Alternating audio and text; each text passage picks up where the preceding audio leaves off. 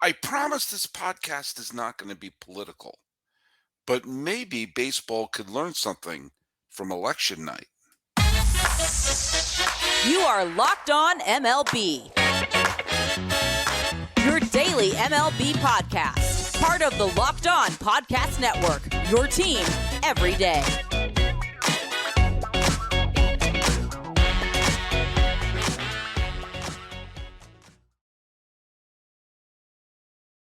Hello, baseball fans. Welcome to Locked On MLB, part of the Locked On Podcast Network, where it's your team every day. This is the daily podcast where we talk about all of Major League Baseball.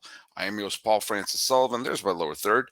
You can call me Sully. I am an Emmy-nominated television producer who's been a baseball podcaster for the last more than a decade now, and I finished my fifth full season here as a host of the Locked On Podcast Network. It doesn't seem like it's that long, but then again, time and space has no meaning.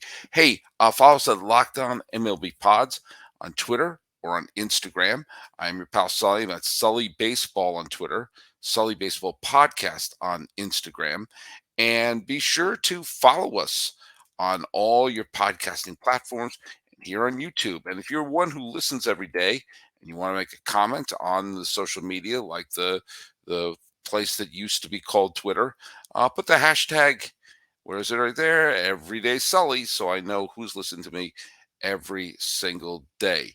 Hey, also today's episode is brought to you by FanDuel. And FanDuel is America's number one sportsbook. It's the official sportsbook of the National Football League. And now it's the ideal time to get into FanDuel and to sign up and to be part of the whole FanDuel world. Why? Because new customers get $150 in bonus bets with any winning $5 moneyline bet. That's $150 if your team wins. Just visit FanDuel.com/lockedon to get started. Hey, let's just talk a little bit about the trivia question, and I'm going to also answer some of the we got some viewer and listener comments here, but the trivia question was this.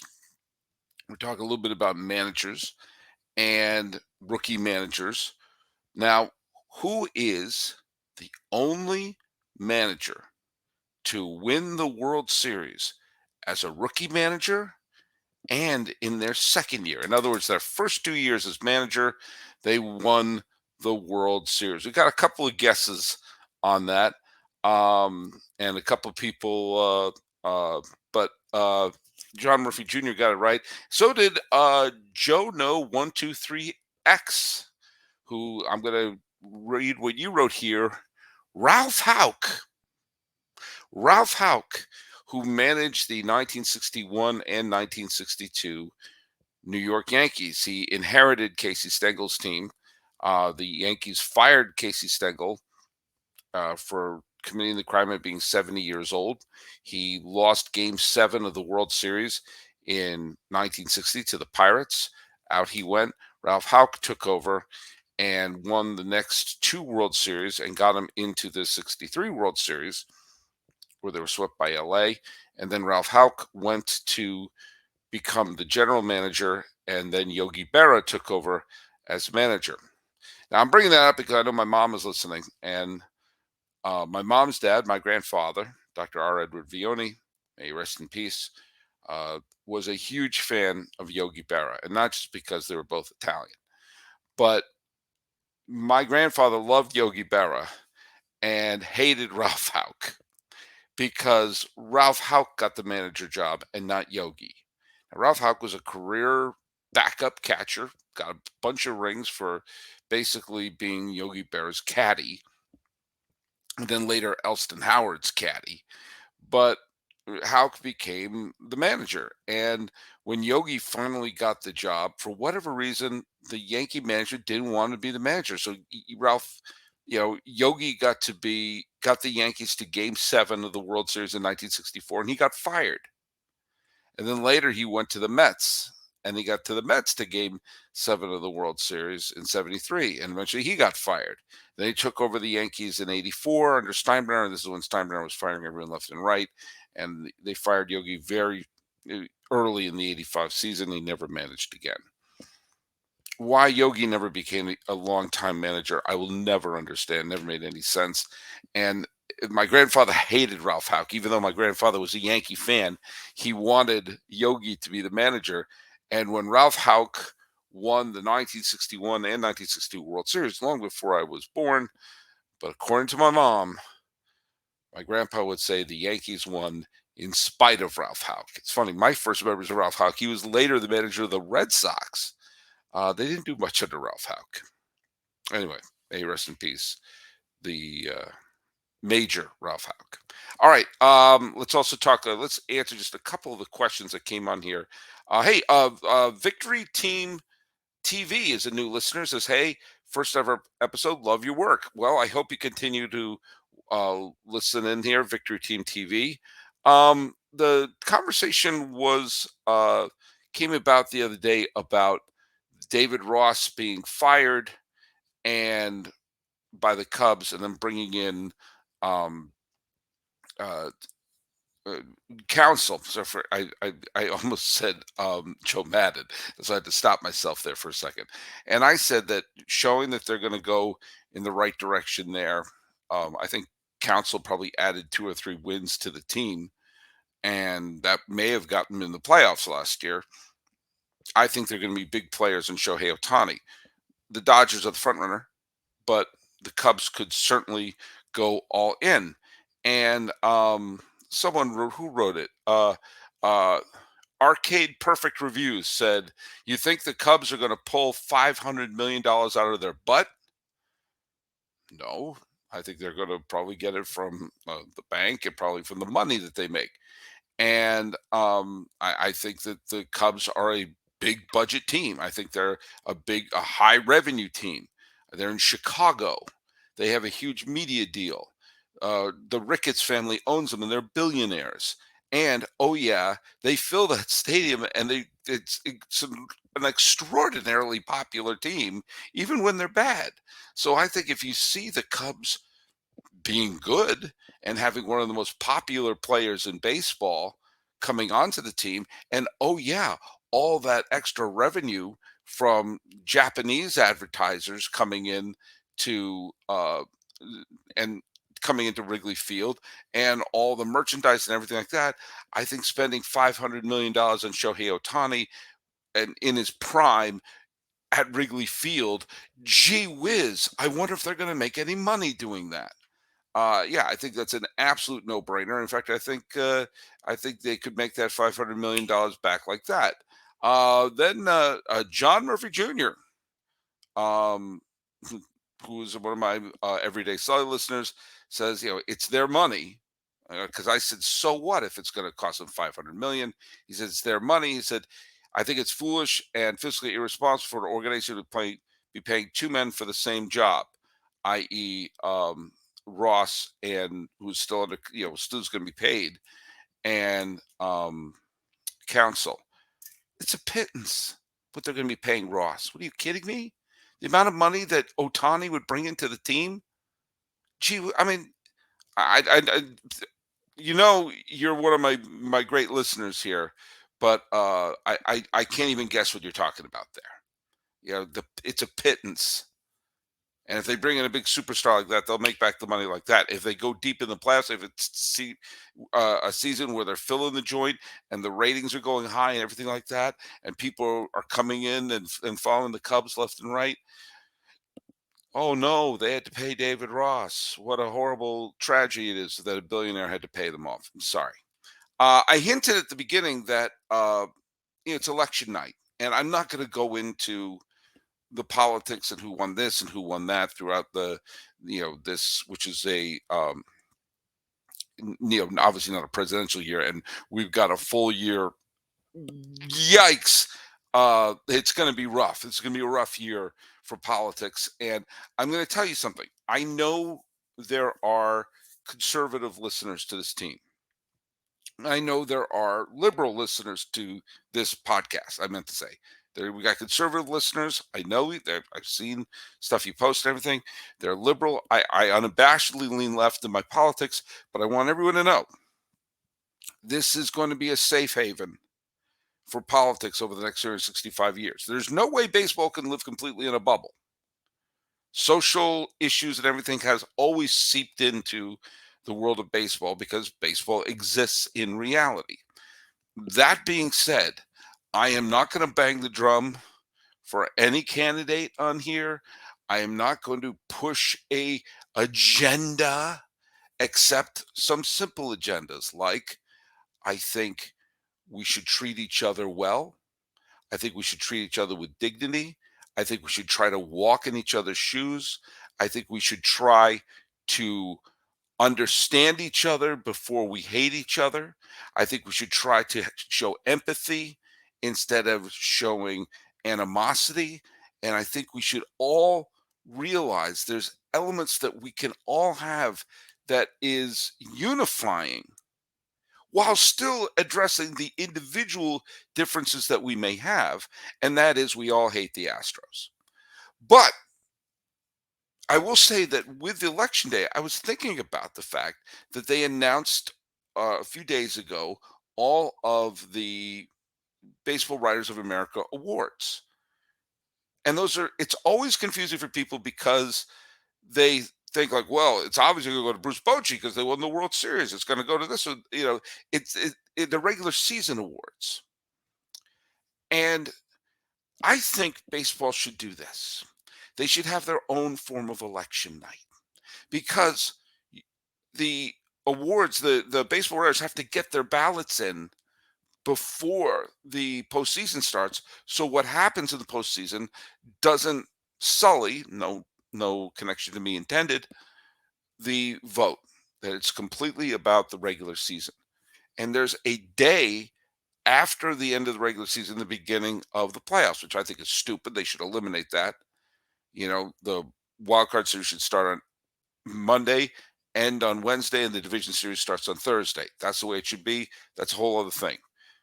But there should be a window of opportunity where the writers get in their votes by a certain time and they tally the votes. And on that off day, baseball has a big awards announcement.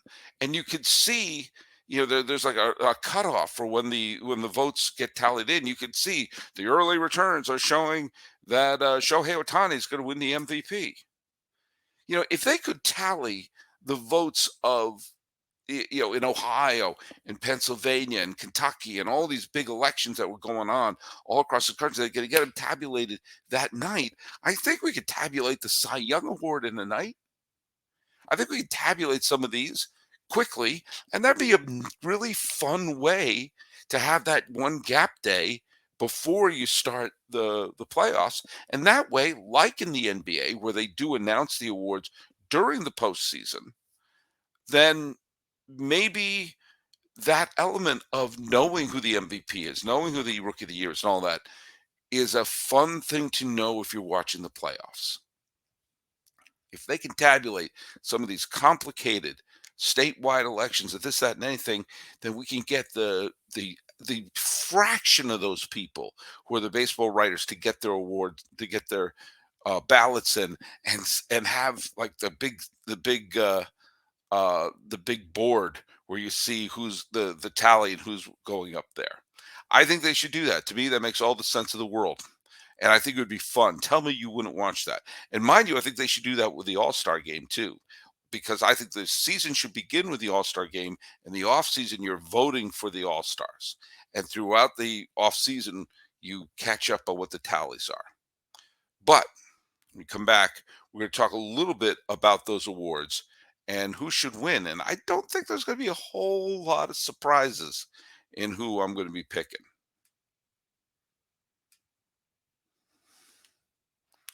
Right now, it's time to talk a little bit about FanDuel.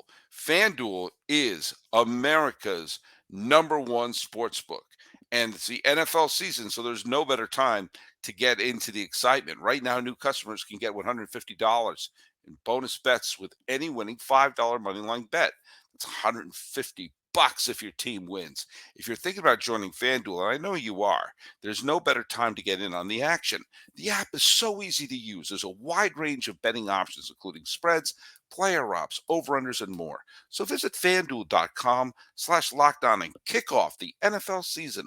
FanDuel is an official partner of the National Football League.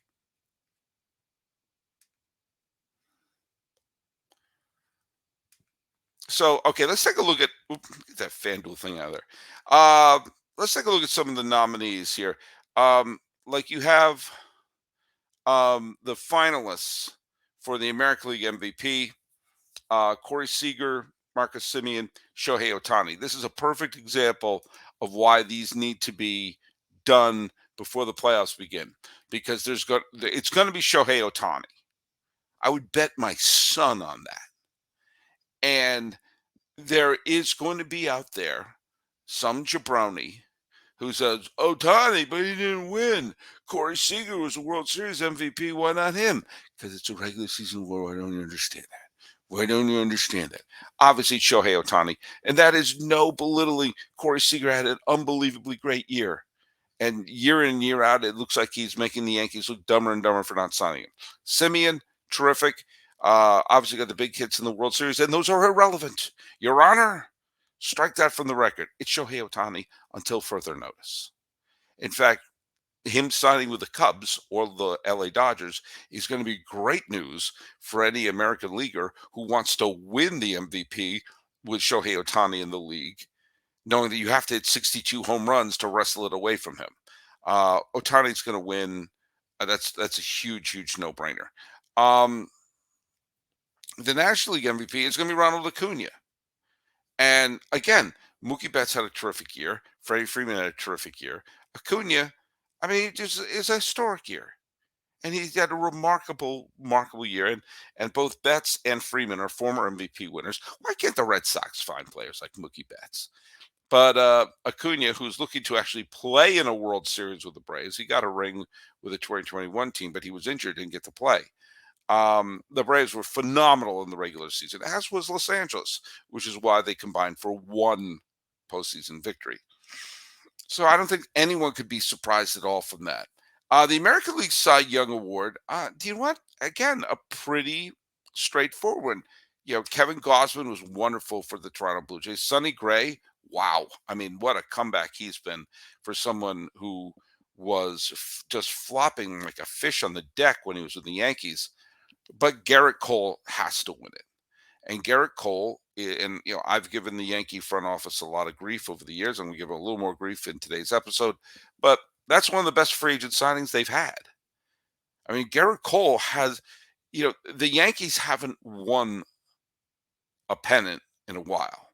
In fact, the last 20 World Series, only one of them have included a Yankee.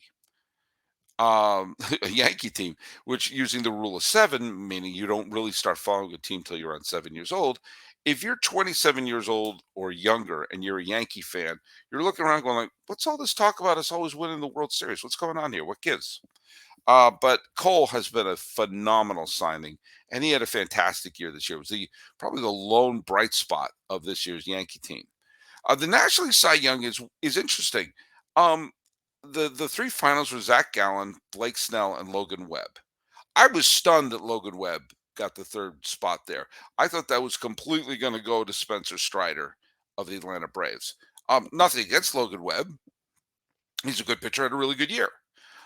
For about 90% of the year, Zach Gallen was to be the no-brainer Cy Young Award winner. Easy for you to say in the National League. But the way that Blake Snell ended the season and the way that Gallen kind of stumbled a little bit towards the end of the year, he did right the ship and obviously had some great games in the postseason. But Snell had the best overall year and kind of snuck past him. I bet Zach Gallen is going to get some first place votes. But Blake Snell is going to join that select group of pitchers who have won the Cy Young Award in both the American League and the National League. Gaylord Perry was the first.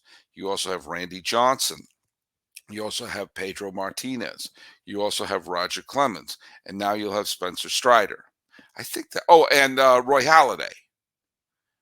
Um, now Blake Snell is going to join him. No offense to Blake Snell, but Gaylord Perry, Hall of Fame. Randy Johnson, Hall of Fame. Pedro Martinez, Hall of Fame. Roy Halladay, Hall of Fame. Roger Clemens, in any other universe, Hall of Fame. And Blake Snell. But, there are pitchers who have won multiple Cy Young Awards who are not Hall of Famers. I'm looking at you, Brett Saberhagen. Looking at you, Tim Lincecum. So, hey, look at good for you, Blake Snell. You got the win. Absolutely. I think that's going to be the closest of any of these votes, but I think Snell is going to go ahead and become the winner. The American League Rookie of the Year, Tristan Casas. I was surprised. I thought Josh Young was going to be one of the finals. It was Tanner Beebe of the Guardians, who had a terrific year. Tristan Casas, who was great for the Red Sox. It's Gunnar Henderson. Again, it's not. I'm just. I don't see how some of these are even in question. Gunnar Henderson was the best rookie of the year. He was of Baltimore. He was fantastic. The National League Rookie of the Year, again, an absolute no-brainer. Kodai Senga of the Mets had a fine year. James Outman of LA, Nolan Jones was not one of the finalists, but it's Corbin Carroll. Corbin Carroll was the best rookie and was a huge reason why Arizona was a contender for almost the whole year. The AL Manager of the Year, this is going to be where people are going to say, why wasn't it Bochy? The finalists were Bochy of Texas, Kevin Cash of Tampa, and Brandon Hyde of Baltimore. It's going to go to Brandon Hyde because he got them to 100 wins with some huge, huge issues on the team. And again, when the season ended, the Rangers were stumbling and bumbling and lost the division on the last day. And also, there is the Cohen brothers rule that I have, which is, of course, when you've already won multiple awards, I can't get mad when you don't pad your resume. Cash and Bruce Bochy have already won Manager of the Year. Bochy's, I believe, a few times, if memory serves. Although he never won for San Francisco, he won in San Diego. And as much as I'd like to see him win, I have absolutely zero. If you asked me at the beginning of the postseason, I would go into Brandon Hyde. National League Manager of the Year, you counsel Skip Schumacher and Snitker are and of course Counsell is going to be the Cubs manager. Um, I think it's probably going to be Counsell, but it wouldn't stun me if it was Skip Schumacher or Snitker. But I think it's going to be Counsell, which again makes the Cubs acquisition even bigger, even if it means a billionaire has to pay off the contract of David Ross. I hope he can make ends meet. So yeah, it would be cool if they had a day where you see the returns coming in there and we would know all those results in one day instead of stretched out in the middle of November when most people are watching football.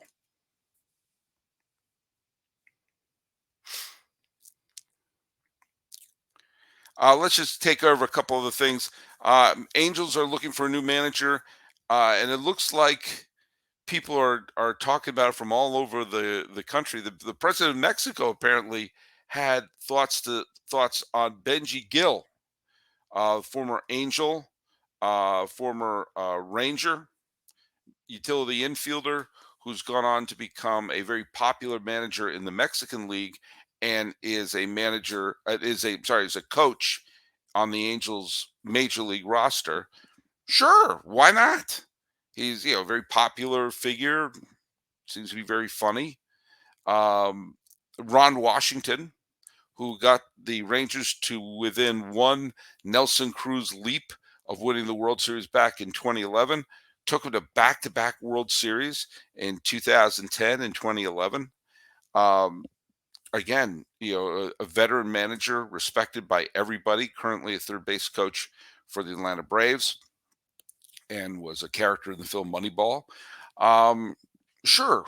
And Buck Showalter has been rumored to be a new manager candidate for the Angels. Whoever is going to manage the Angels, it looks more and more like it's going to be someone very interesting. Now, whether or not they're the right fit, that's a whole other can of pickles. But I'd like to live in a world where Ron Washington's a manager again, or Benji Gill is a manager again. And I think Buck Showalter as a manager is always a positive thing. And remember, he's only 1 year removed from being the National League Manager of the Year. So it's not like we're pulling back like with Tony La Russa, where he'd been gone for an entire decade. Again, the Angels are a strange team, and they're about to lose their MVP. And it's bang your head against the wall awful that the Angels are in this position where they squandered such a great dynamic duo. But they did. You can't put the toothpaste back in the tube. And maybe one of those managers could make it at least interesting. And we've seen with the Diamondbacks and with the Rangers, you can go from 100 losses to the World Series in just a few years if you play your cards right. Will they play their cards right? Probably not. And neither will the Yankees. Um, because we saw the strange, combative, defensive Brian Cashman uh, interview session. Joel Sherman was really pushing back on a couple of things. And while they're saying, while Cashman is saying and Hal Steinbrenner is saying that they don't accept what happened in 2023, which is totally unacceptable, they're also talking as if they're not going to make any big changes. Now they'll probably try to sign a player or two, maybe make a few moves. But it's so funny. People have been slamming the Yankees about their roster construction, and yet the person who constructs the roster is not in danger of losing his job. In fact, seemed defensive on his own court. It's Cashman talking about, oh, this was right, this happened. And look, I can't do the whole press conference justice. My suggestion to you is to listen to Locked On Yankees, because Stacy and Steve do a real great deep dive on the press conferences. And as a lifelong Red Sox fan, I'm grinning because it sounds like they're not ready to make any major changes, which is fine by me. I'd like it to be one World Series in 21 seasons, which will happen if the Yankees don't win the 2024 pennant. Hey, let's go for today's trivia question, and it is awards related. Now, this is a multiple answer one. So tell me every player who has ever won the following awards. All of them. They have to win all of them. Rookie of the Year, the Cy Young Award, and the MVP. That's more than one. Who's got that trifecta? A pitcher who also won Rookie of the Year and also won the Most Valuable Player. Go ahead and put that down here in the comments on YouTube or wherever you get your podcasts, or on the Twitter or whatever the heck it's called now.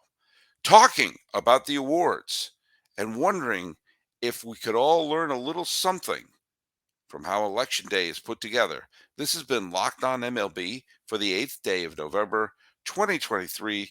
I am your host, Paul Francis Sullivan. Please call me Sully.